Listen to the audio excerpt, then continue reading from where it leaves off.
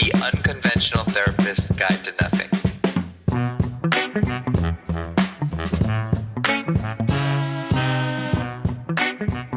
Hey everybody, welcome to the Unconventional Therapist's Guide to Nothing. My name is Dave. I'm joined here with my co-host, Greg. Yup. So Dave, we're turning every Halloween. It's weird. We kind of turn into a literature podcast for one episode. Spooky episode. And I love it. You love it. Well, here's the thing. You kind of approached me and you said, hey, look, I've never read this. I've always wanted to read it. And why don't we give it a shot? And I was thinking maybe we would read it to the people so they didn't have to, you know? But that was a little bit much. It's longer than most short stories. Yeah, it's almost... Well, Poe writes a lot of long short, and so does Stephen King. Maybe he's the king of writing. Maybe that's why he's the king of writing long ass short stories. Yeah, there are some that are kind of long. Yeah. Yeah, like overwhelmingly long. Like Shawshank Redemption. That's a short. That's a short story. So is Apt Pupils. So is like, you know, the Stand By Me. That's a short story. I mean, it's long. It is long. You know? So, but today, Dave, what I like most about this story in a way, first of all, it's very American. It's super American. It's super American. And I think it is our original urban legend. Yeah. You know, it really touches. I actually think that's a very overarching theme is like urban legends, how they change, how they can differ from different perspectives, the art of storytelling within storytelling, right? Absolutely. Layers. Yeah, meta. It's like the scream of 1820. Yeah. But I'll tell you, and what's cool about this, in terms of even playing off that urban legend thing, because when you hear an urban legend, it's different from like a myth or a fable, because like, you know, myths are sort of creation, historical, and fables are more like animals talking to each other. So yeah. What's interesting about this is it's kind of in a way believable, and it's kind of passed down in a weird way. Like urban legends is like my cousin's friend. You know, we talked about that in our urban legends episode, but this is more like found footage, right?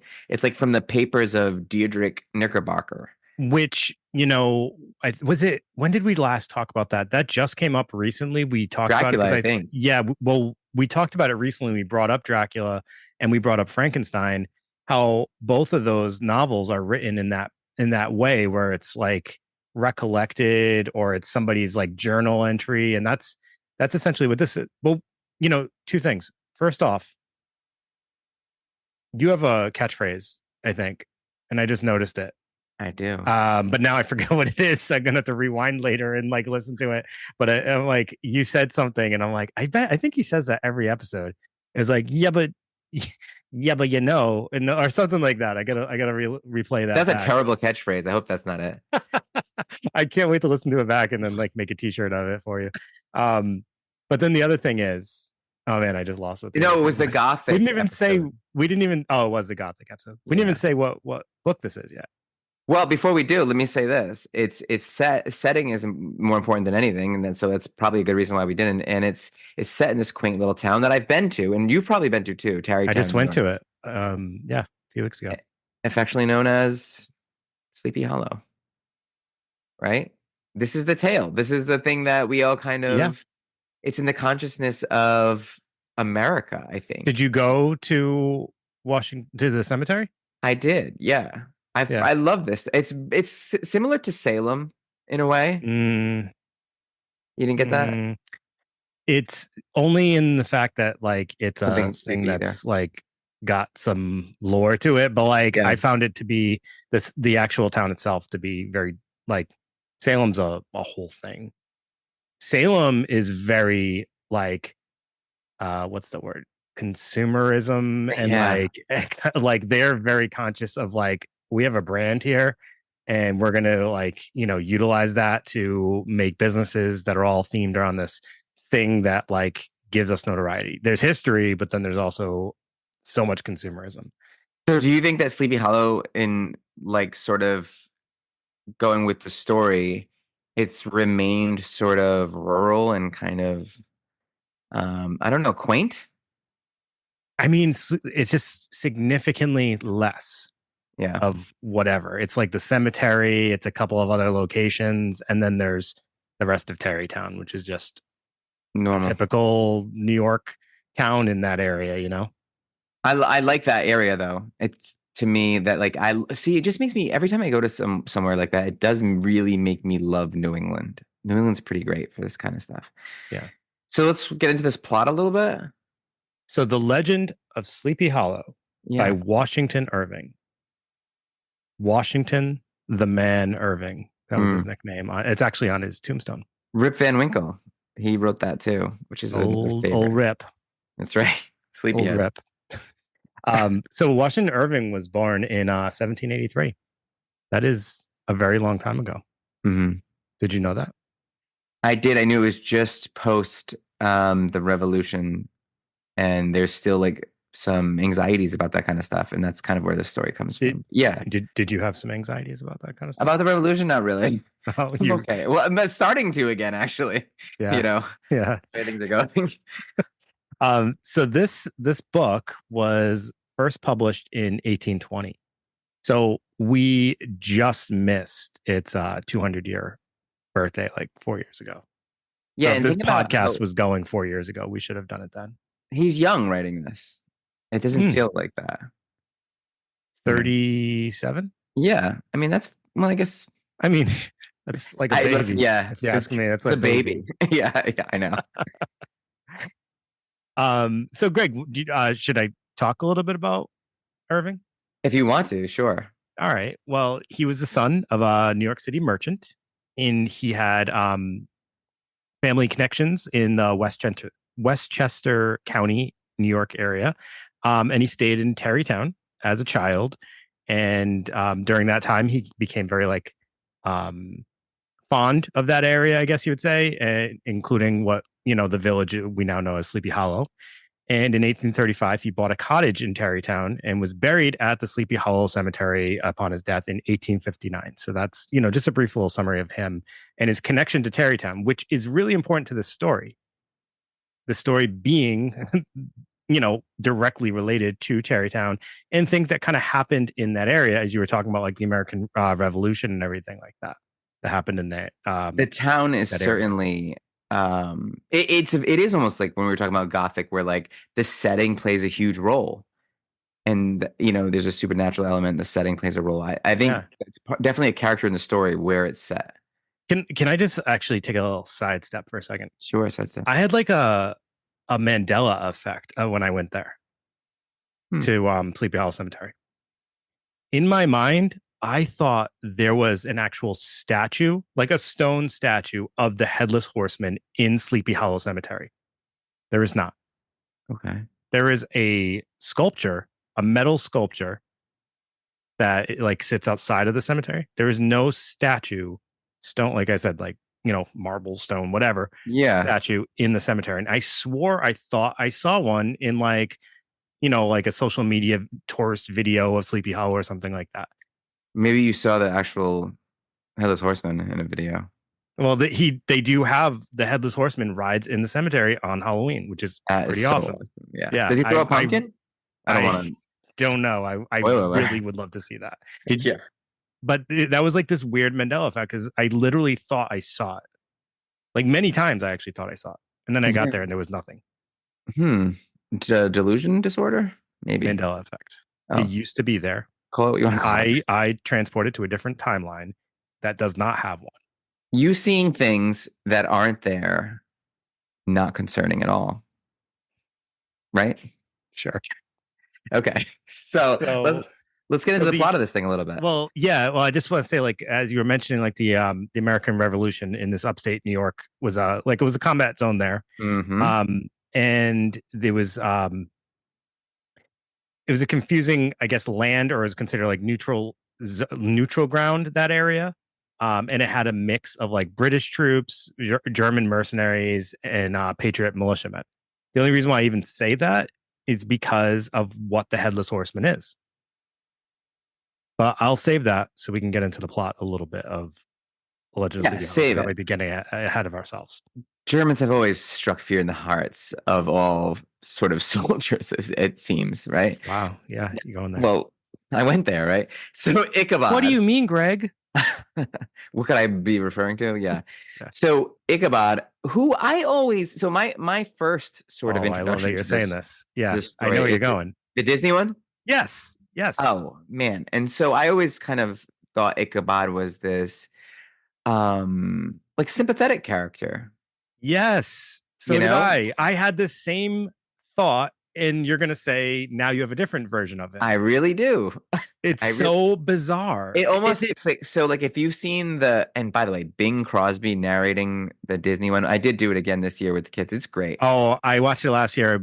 I was about to watch it this year. I haven't gotten to it yet, but that happens I used to do it all the time, and then I just brought it back recently. It's a great tradition. It is, and I'll tell you, it really flipped things for me though, because in the Disney one, you're like, oh, Brahm is kind of this bully jerk, and Ichabod is this guy who's just trying to make his way, and he can't help it that he's just all the ladies swoon when they see him, and he's so kind of strong.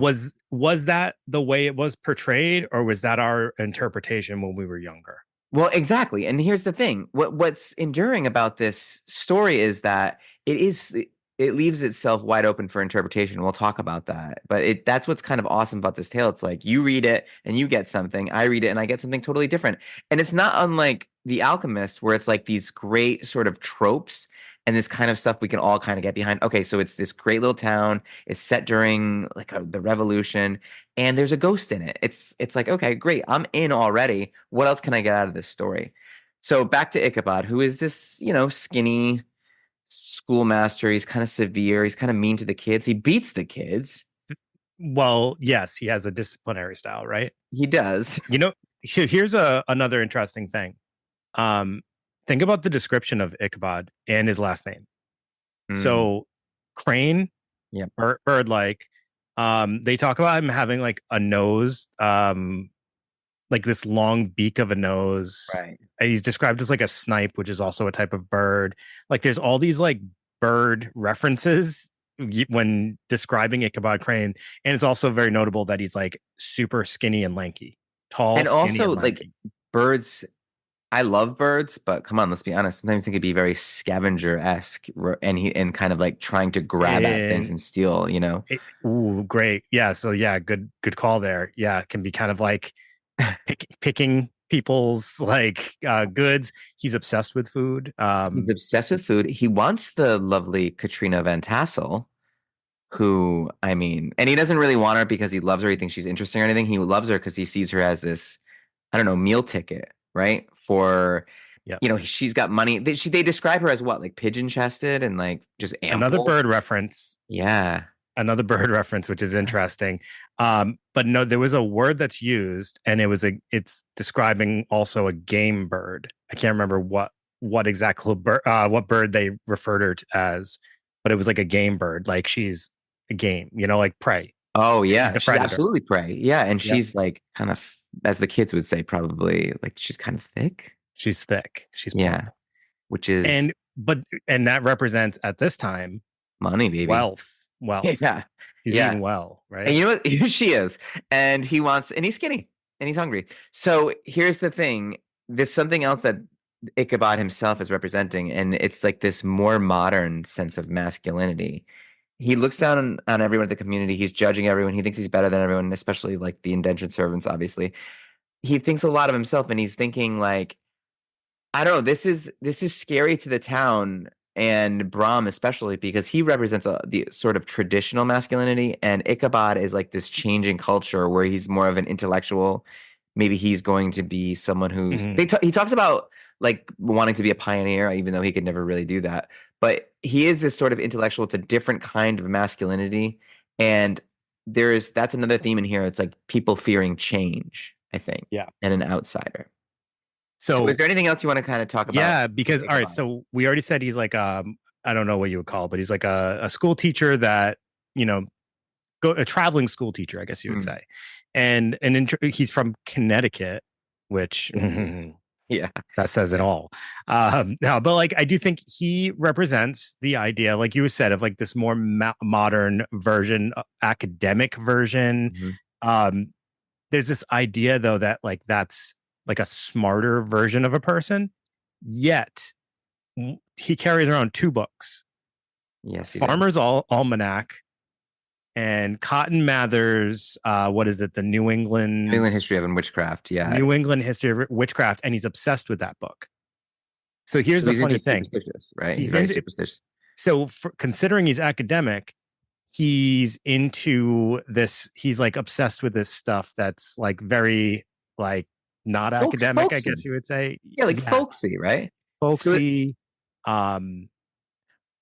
I mean, this is after the Salem witch trials. What years were the Salem witch trials? Salem was in 1692, so way after. So he knows by now, but he's still like, even though he's so smart, quote unquote, he's still obsessed with this stuff that's like kind of old fashioned and kind of like, you know, so I just thought that was like a really interesting. Well, and here's another thing too. Cotton Mather was a real danger to the rural folks in Salem.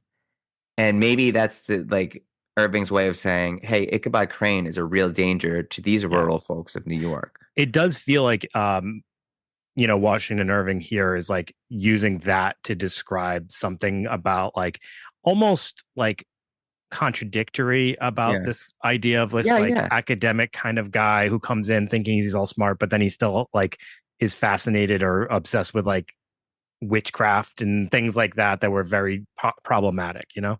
Now, do you think, just a question for you, do you think that Washington Irving kind of being self-deprecating, like, because he's conflicted in a sense? Because here he is, this academic, an author, and he has a real sort of reverence for this town, which is kind of rural and laid back. So it's well, that there's something about the Headless Horseman that I'm going to get to that I think might explain a little bit more of Washington Irving's own not political views, but kind of views about like society and what he feels important. I actually don't think he likes Ichabod Crane. I think Ichabod Crane is written almost as an antagonist, even though we see him as a protagonist in some forms of our readings, right? Well, at least some people do. I mean, that's where like we said we both did as a kid, watching that version of Disney's version of this. And I'm going to try to rewatch it to be like, let me see if I can hate this guy. I'm going to do the same. So when he does travel, here's some other things that are kind of icky about Ichabod Crane. When he travels, Ichabod, he doesn't make a whole lot of money from the school teaching. It's a modest salary. So what he does is he lives with, you know, people in the towns that he's traveling to, and he likes to live with the families who have pretty women in the home and that cook a lot. So he's very much into like women and food. That's like his obsessions, right? Superstitions, witchcraft, food, and women. So that's like where he lies. Swoop in, take what he can, and then swoop out like a bird. Yes. So he gets this obsession with Katrina. Yes, he does. Which, who could blame him? The way she described, it's like, I'm hungry and, I don't know, aroused. Is that too much? You are right now? Well, I mean, I guess. That might be a little too much. Sorry. I don't know. She's beautiful. Although, I will say, they don't spend a ton of time describing Katrina, besides to make it quite clear that she and her family has a ton of money. Right. And like, this is the real, they got this farmland that I think he thinks he's going to make money from, or he is going to enjoy eating the food from the animals that live on this farmland. He's going to like enjoy all the benefits of the farm. He's going to ruin it, right? Because he's not willing to do that kind of work. He's going to ruin it. He does work as part of his like room and board, light work from what they state, I believe. Yeah, maybe he might milk something, probably. Right. I want to talk a little bit about Brom Bones. Yes, and you know what? Before you say anything about him, watching that Disney version, we were talking about how I used to view Ichabod Crane and how we see him now, like after this study. And I used to always see Brom as like what is it, Gaston from I Beauty and the wrote that Beast? down in my notes. That's how I always literally read wrote a him. more likable Gaston. Yeah, because he's still even in the original Disney, like he's still slightly more likable than Gaston is. yeah, but he's like, I always viewed him as like this like overprotective kind of like trying to muscle his way. He represents like old fashioned masculinity, muscle, strength. Yeah, but he's also like kind of fun loving and he likes to do pranks and like we saw him as a bully, but here he is in this story, it's almost like he's this hero trying to preserve the town from an outsider or, trying to this like idyllic setting, trying to, preserve it from being kind of dismantled by the new way of doing things, Yeah. right? People Yeah. who care about, academia, not so much about appreciating hard work and the farm and like how like is this way of life going to change forever? That's kind of what this is about. Also, he really loves dogs. And I don't think he's actually threatened by Ichabod No. until Ichabod does moves that make him feel agitated because it's like, who does this guy think he is coming in here? And even then, what does he do? Play pranks on him? I know. Funny ones too. Until like later on, he gets a little like probably a little enraged. But yeah, I mean, and one of those things Ichabod does is when he sees Brahm, he's like, Brahm's we believe maybe her fiance, right? Yes. It's pretty it's not like in the Disney cartoon where it's kind of like fair game. Yes. Yeah. It's kind of like we're both kind of on a level playing field. She's not really with anyone. She's with Brahm. Yeah, she is. She is. And then Ichabod sees Brahm's size and knows he has no chance to like challenge him physically. So instead, he decides to sign her up for singing lessons at a time when he knows she'll be all alone because her parents also won't be home. Super, super smart and creepy. Yeah, he is. Prey. He's a predator. Yeah. And yeah. But Brahm teaches one of his dogs to howl the same way Ichabod sings, which is kind of awesome. I don't know how he does that. Yeah. So he does those great little jokes. And that this kind of like dynamic plays out for a little bit, right? Yeah, it does. And it's kind of this back and forth where it's almost like Brahm's matching wits with him at the same time, where like he's supposed to be so smart, but Brahm's kind of like got the upper hand in a sense. Yeah. Usually, except in that it feels like Katrina could be interested in this new sort of, it's something new, something strange. She's entertaining it. She's not being rude. She's at least entertaining it. One of the other pranks that Brahm does is him and his buddies break into the schoolhouse and they turn all the furniture upside down. I mean, that's just an inconvenience right there. Because then Ichabod's going to be like, I've got a poltergeist because he's reading Cotton Mather's book. that's the greatest part. Like his pranks probably would scare Ichabod because he's into folklore, he's into scary stories. Which to me is like one of Ichabod's like redeeming factors. Like I really kind of like that. But he's also very scared, which is funny. He's scared of the dark. He's scared of things, but he loves scary stuff. Yeah, it's interesting. Yeah. Again, it's a paradox. That's kind of what this story is. Yeah. Okay, so the best part, to me, is when Brahm is starting to tell the story. Like they're at this party, right? And now I'm getting the story mixed up with the Disney cartoon. Yeah, so they get invited to this, along with the rest of the town, to a party at the Van Tassel's farm. Yes. And there's tons of food. Ichabod's like he's obsessed with all the food that's there. And then he's dancing with Katrina. Oh, and he gets a horse before he goes, named Gunpowder, because he wants to impress her. And Gunpowder is this like old plow horse who's blind in one eye. Which is amazing. And I hate to keep calling it back, but Disney did a great job sort of matching the description. Oh, 100%. Yeah. And Ichabod on the saddle, they describe him as like this, like his arms are like lanky and they're like sticking out and his knees are bent. And it's just this like, I heard someone describe it as like a grasshopper. Thing on there. So yeah, he goes there and he's dancing with Katrina at one point, and then there's the ghost stories. And I picture you, Greg, telling ghost stories at this party. This is where I would shine. You'd be like, "Excuse me, everyone." Yeah. One time a ghost turned the lights on in my car. Wow, you remember. I feel seriously honored by that. Thank you. If you guys want to hear about that, make sure you go back to the no, was that the Mercy Brown? That was the Mercy Brown one, yeah. That was an early one. Yes, it was. Greg will tell you how a ghost turned on the lights in his car. True story. Just reach out if you want to hear it. So yeah, the ghost stories, and Brom tells one. Brom tells a real doozy about a decapitated Hessian, right? And he was decapitated by cannonball, right?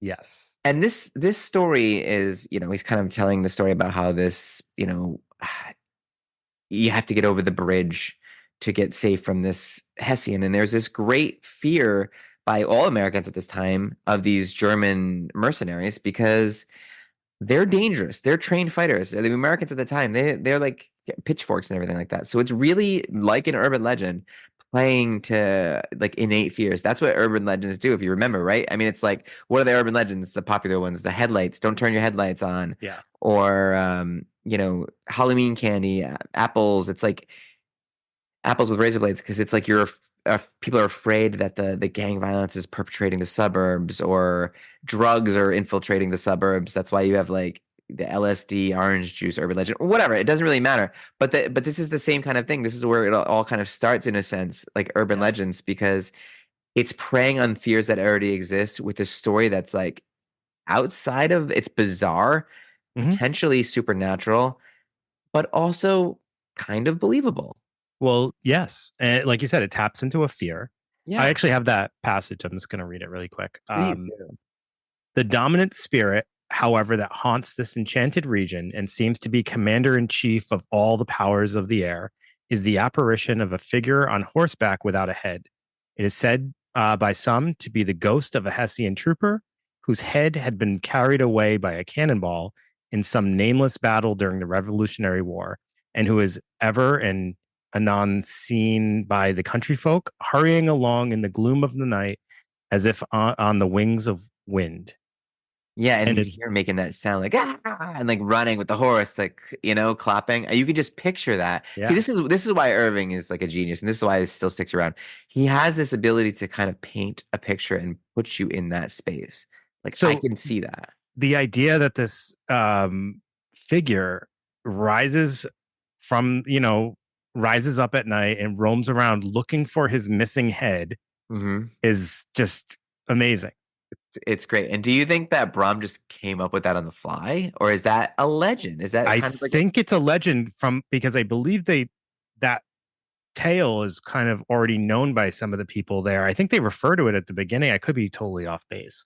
I thought that they were kind of already familiar with it, and he was kind of playing on, because he says he races that horse, the headless horse. That's his story. He says like the headless horseman like essentially like owes him a drink or something. Yeah, because he beat him in a race, and then that's his his big moment that he's talking about, and so he has the courage to say something like that, where Ichabod is so superstitious he could never kind of even utter a sentence like that. I think that's so awesome. I said before that there was something about the Hessian soldiers that I thought was kind of interesting. So there's like a negative connotation for them surrounding Hessians for Americans that was present, I think, at some period of time, but also supposedly Hessians saw the Patriots as ungrateful subjects living in wealth for rebelling against their king, as well as for voicing sympathy for loyalists and enslaved people of African descent. The part of that I was like, is that referring to Ichabod? Is that what Ichabod kind of represents? Was like that living in wealth and just kind of like rebelling against, like, so the majority of people in the Sleepy Hollow are like Dutch settlers, right? Mm-hmm. And Ichabod kind of represents this other version of what like an American is, I guess. Yeah. I was wondering if that was kind of like absolutely. Yeah, no, absolutely. Representative of that. Ichabod does at some point kind of really talk down to, the indentured servants and servants at the Van Tassels. Like he really kind of is offended by them. So yeah, he is. Um, he thinks he's better than everyone. Yeah. Yeah. And the Hessians kind of felt that same way about the Americans, and they were better at they're almost like Spartan in the sense that their job is to fight. You know what I mean? Which is right. kind of cool in a way. Yeah. But yeah, no, just kind of, what's another interesting sort of thing in terms of psychology for us is where Ichabod Crane is driven by his superstition and his fears. He lets that be his compass over reason. And we could talk about that in terms of anxiety. That's what anxiety is. Anxiety is like this weird kind of thing that's always trying to protect you in a way. Just like superstitions are kind of trying to protect you, even though they're not based on anything rational or real. And that can become very dangerous and make your world really small. So you have to kind of overcome the superstition and do what you need to do anyway. And Brahm's able to do that. And Ichabod's not. Ichabod is like when we talk about anxiety in terms of, you're the captain of the ship and your anxieties and fears and desires are sort of the crew pushing you in different directions. And you have to be like, no, I know you want to go here because you're scared, but no, this is where we need to go. Ichabod doesn't have that. He's driven by his superstitions. And that's maybe that's a lesson in this thing. Maybe that's a little bit of a lesson in this thing. Yeah, absolutely.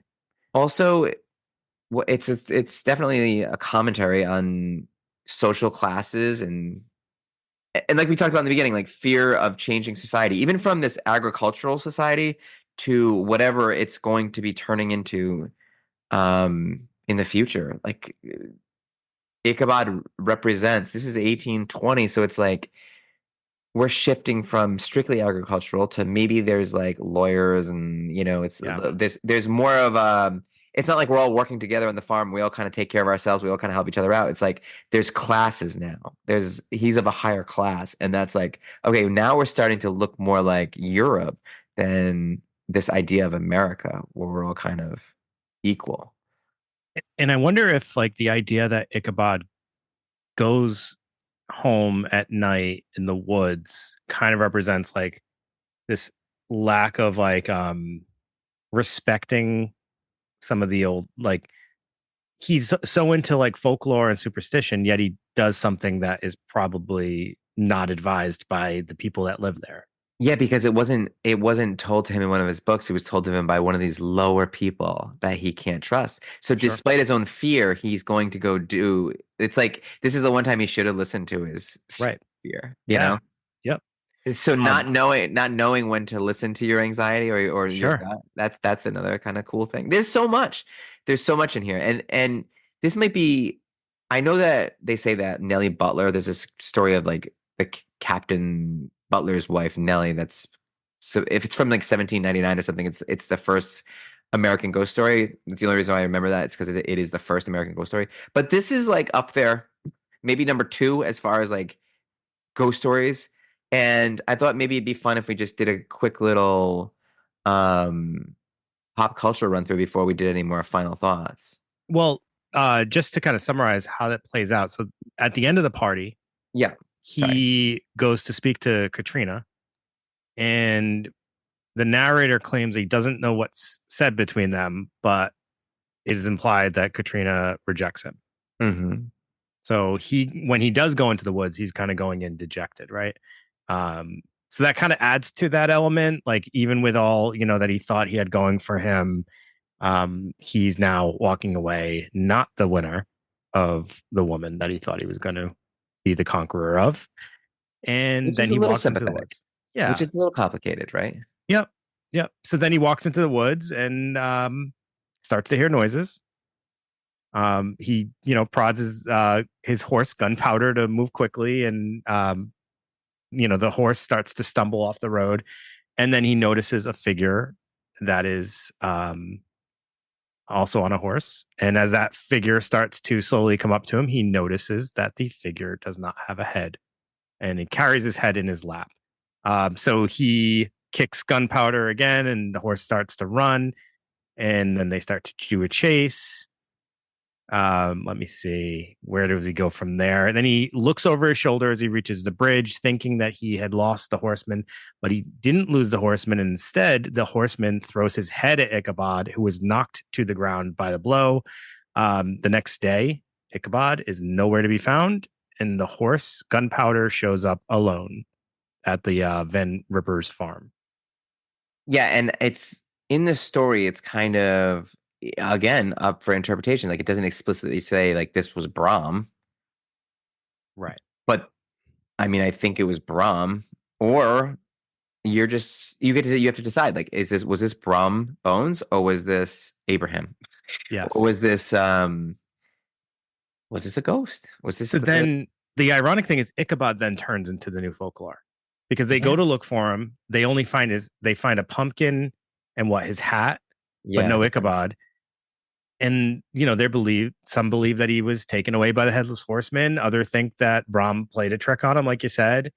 Brom marries Katrina, and he kind of laughs at the story at the part about the pumpkin, the smashed pumpkin. So, like you said, it's up to interpretation. But then we hear that years later, there's a visitor that swears that Ichabod is alive and living in Manhattan and is a successful lawyer, politician, writer, and judge. Yes. And then the final part of the story is that the story concludes with Knickerbocker, who is the person that we talked about at the very beginning of the story, who claims to have transcribed the story as he heard it. He describes the story as being told by an older country gentleman who was mostly met with laughter, except for one person who was very serious and also very tall. And he starts to question, what's the moral of the story? And the storyteller says there's 3 lessons. The first is take a joke as we find it. The second is competing with someone who is sure to beat you is foolish. And third, that some losses in life lead to better opportunities in the future. Which is a great lesson. Great lesson. Like thanking God for unanswered prayers. And what's cool is, go ahead, because this is cool. I mean, it is thought, it's implied, or, potentially just kind of like something for the reader to gauge, that's probably Brom telling the story and Ichabod who is questioning Brom, because all 3 of those things happen to Ichabod. Yeah. Right? Yeah. And Ichabod's crushing it in life, so don't feel too bad about him falling off his horse. And Brom is too. So in the end, it's like, okay. And he doesn't change. He doesn't change. Neither of them change. Neither of them. Well, I guess Ichabod changes because of that experience. So he changes. But the funny thing is Brom doesn't change. And Brom's still happy, still laughing, still just living his life. Still eating off that farm. Yeah. That's what he's doing. And Ichabod is all the things that he's kind of wanted to happen. He wanted to be in this prominent position, and he is. And it's almost also like Ichabod needed to find his way. Like it almost like Washington Irving saying, like, Ichabod didn't belong in Sleepy Hollow. Oh my God, that's another great lesson. Right? And I don't know that that's a good lesson to tell people. It might be, though. But look, you have to be around the people who get you. Sure. That's a good lesson, right? We are herd animals after all as human beings. If you're around people who don't see your value, I mean, you're not going to have a fulfilled life. That's why we talk about when, in therapy, we talk about people's relationships and who they spend their time with, because those things are important. Yeah.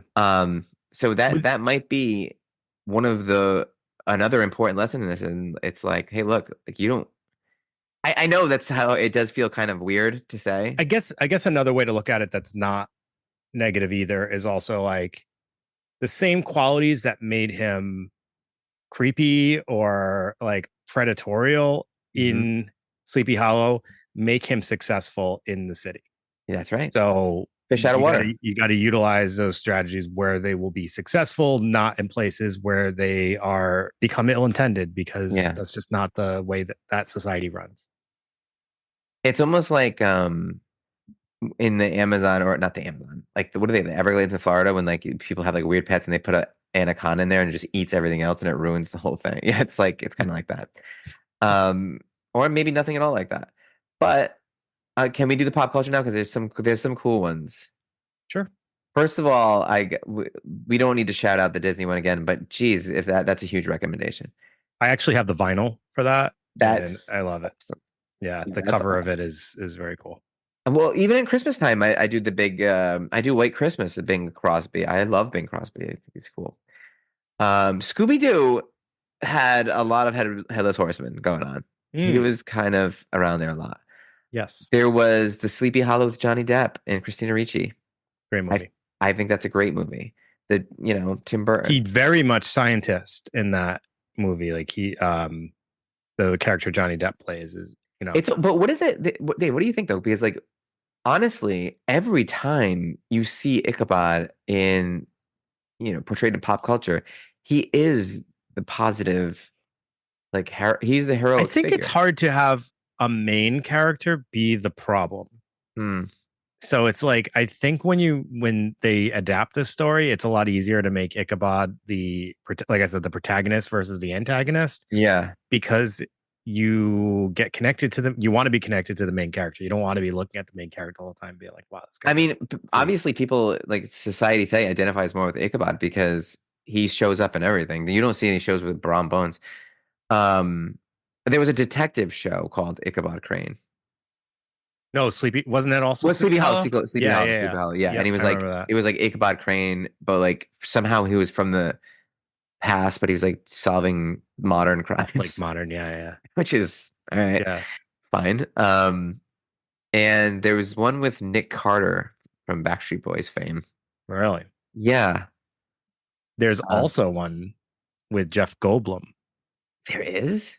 And yeah, I actually only know it because I was looking for a copy on eBay of the book, and the VHS for this Sleepy Hollow with Jeff Goldblum was on there. I think it might be a made-for-TV one. Oh, like wow. Back in the 80s. There was one from the 20s too, but... Really? Yeah. 1922, I think. Huh. It would have been cool to get to see that one, but... I mean, Headless Horseman, right? The name of the story could be Headless Horseman. I mean, it's become this symbol for Halloween and hauntings, and there was a ton of like Headless Horseman decorations this year at stores for Halloween. So I feel like he's getting a little bit of a resurgence. Yeah, he's coming back. Character. He's coming back, baby. And what about him as a character? Let's hear his story. I guess we did in Sleepy Hollow, the Johnny Depp movie, Christopher Walken, right? Mm-hmm. Was he sympathetic in that at all? Like, did you kind of remember? I can't remember. I gotta rewatch. I may want to do a rewatch on that one too. Yeah. Yeah, well, it's the Headless Horseman Halloween this year. Yeah, maybe I'll be that for Halloween. Okay. I can't be Mr. Clean already. Oh, again. Again. Yeah, again. Well, Dave, I didn't know if this had enough juice to be an episode. It's kind of a different take for us, but this is, I guess you could slap a Halloween special label on this thing, right? And put it out to print. Why not? Why not? What are you questioning? And there's plenty with this. This had a lot of themes in it. Actually, I actually really love this story. There should be, I mean, I think there's abridged versions too that are a little bit shorter because there's a lot of I'm also just gonna put this out there for people who don't want to read it. There's a ton of audiobooks available on podcast streaming places and YouTube. I listened to one on the way to work one day just to kind of brush up on this, and it was easily to digest. Yeah, it's like $120 though. What is it, like an hour? Yeah, it was like an hour 20 minutes or so. Yeah, that's not short. Although it's kind of one of those stories where it's like a must read. I think so too. You kind of have to have this one in the vault. You should at least know about it. And the cemetery, the Sleepy Hollow Cemetery, is one of the most beautiful cemeteries, just in general. I love that cemetery. I thought it was great. Okay, well, there you go. There's another cemetery recommendation by Dave. And there's the bridge, which is not the real bridge, but I guess I don't know if it's like a made bridge, but they're in the cemetery. There's like a bridge to represent the bridge from the story, but the actual bridge is right before the entrance, and it's not scenic at all. So there's a scenic one in the cemetery. Okay, so wait, I'll post my video from the actual bridge that was the area where this existed. It's like the regular street bridge that is now like just kind of a street. Yeah, but there's a plaque on the real bridge, and then, like I said, there's in the cemetery. There's this beautiful like wooden bridge. Okay. All right. Sounds good to me. So, yeah. All right. Well, that's next week is our real Halloween special. You keep saying Halloween special. Next week is our real Halloween special because that's Halloween week next week. Yeah. Okay. This is the week before. These are all Halloween and they're all special. So it's a big month. Just like Christmas will be. Every episode special. Just the fact that we actually got it done. It's always impressive. It really is. Hanging on by a string. Hanging on by a string. Like my whole life, I feel like. Any housekeeping that we need to do? I don't think so. Just please, we haven't seen any reviews on Spotify in quite some time. Wouldn't mind a couple of those. They don't do reviews on Spotify, so you've never seen one ever. No, like, I want to see the stars going up. Up. So that'd be good. And Apple too. You sound greedy as hell right now. I know. I'm give them something to bird of prey. Review, Greg. Just gobbling up those stars. You got to give them something. I told you, if we get 5 reviews, anybody who writes a review and they want a recording of my own personal ghost story, I will send it to them. Wait, how do they get this? Well, I will record it. No. What do they have to do in order to get your personal ghost story sent to them? In order to get my personal ghost story, write a review on Apple Podcasts. You go on Apple Podcasts. Say me wanty Greggy ghost story. Yeah, and don't hit like 3 stars or something. You're not getting it. 5 stars. 5-star request. Full review at the end. Me wanty Greggy ghost story. And you will get it. And just give me your email. And then message us on social media or utgnpodcast@gmail.com. Email us to let us know you did it. And Greg I really want someone to do this. Yeah, I would promise. I'm going to call BS right now. I will do it. Please test him. If you made it this far in the episode, you're actually still listening. Test Greg. I want to see him. He doesn't even know how to do a voice recording. First of all, that is the funny thing right here. He's going to learn. All right. I so swear to God, I hope somebody does this. Please do this just for my pure enjoyment. And once we get it recorded down, it's like whoever wants it's got it. No. Personalized. Okay. Fair enough. I want it to be enough. Hey, at Kyle ... whatever. Like I want it personalized to them, Greg. No problem. This is what the people want from you. They got it. I promise. Please make this happen, somebody. Everybody. All right. Yeah, that's great. That's great. All right. And then one more week of a spooky episode, and then we'll get back to somewhat normal stuff. We'll lighten it right up. Are we? I can't remember. We already have one for November because somebody suggested something. We're like, well, we got to get back into the. I'll tell you, November we got to hit a couple mental health ones because the graduate students, they love mental health be healthy, man. They love it. Oh boy. All right, everybody. Thank you so much. Yeah. Watch us on YouTube. You can see Greg's face as he says things like that. I get too close. Sorry. He does. Yeah, so we're on YouTube with the videos or just the listening stuff. Yeah, the YouTubes or subscriptions or whatever are coming in hot. Oh boy. All right, everybody. Greg's delirious now, so we will wrap this up. See you next week for our last spooky episode of the month. And have a great week. I love you so much. So freaking much. We do love everyone. Everyone. All of you. Good night. Deuces. Good night.